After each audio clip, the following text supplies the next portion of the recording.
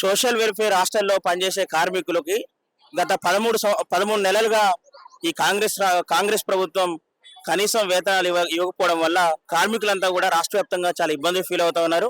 ఇబ్బందులు ఫీల్ అవడమే కాకుండా వాళ్ళ జీవితాలు కూడా గడపలేని ఒక పరిస్థితిలోకి వాళ్ళు నెట్టవేయబడి ఈరోజు వందలాది మంది కార్మికులు హైదరాబాద్ సంక్షేమ భవన్ ముందు పెద్ద ఎత్తున ఆందోళన చేస్తా ఉన్నారు. ఈ సందర్భంగా ప్రగతిశీల ప్రజాస్వామ్య విద్యాసంఘం పీడీఎస్సీగా ఈ రాష్ట్ర ప్రభుత్వానికి మేము ఒకటి అడుగుదలుచుకున్నాం. అయ్యా ముఖ్యమంత్రి గారు, వీళ్ళందరూ కూడా పేద బడుగు బలైన వర్గాల విద్యార్థులు ఎవరైతే ఉన్నారో, బీసీ ఎస్సీ ఎస్టీ విద్యార్థులు ఎవరైతే ఉన్నారో, గవర్నమెంట్ హాస్టల్లో చదువుకున్న విద్యార్థులకి వాళ్ళకి టైంకి ఇంత వండి పెట్టి వాళ్ళకి కొన్ని బుద్ధులు నేర్పి హాస్టళ్ళకి పంపించే కార్మికులు వీళ్ళంతా. ఈ కార్మికుల మీద ఎందుకు కత్తిగట్టామని చెప్పేసి మేము అడుగుతా ఉన్నాం. గత 13 నెలలుగా వీళ్ళు శాలరీస్ ఇవ్వకపోతే వాళ్ళ జీవితాలు వాళ్ళు ఎట్లా బతుకుతారని చెప్పేసి మేము అడుగుతా ఉన్నాం. రోజువారీ ఖర్చులు కావచ్చు, రోజువారీ వాళ్ళకు ఉండేటువంటి ఖర్చులు, అదేవిధంగా వాళ్ళ పిల్లల జీవన స్థితిగతులు, వాళ్ళ జీవితం ఎట్లా గడుస్తుంది, మీరు ఎందుకు శాలరీస్ ఇవ్వట్లేదని చెప్పేసి ఈ సందర్భంగా మేము అడుగుతా ఉన్నాం.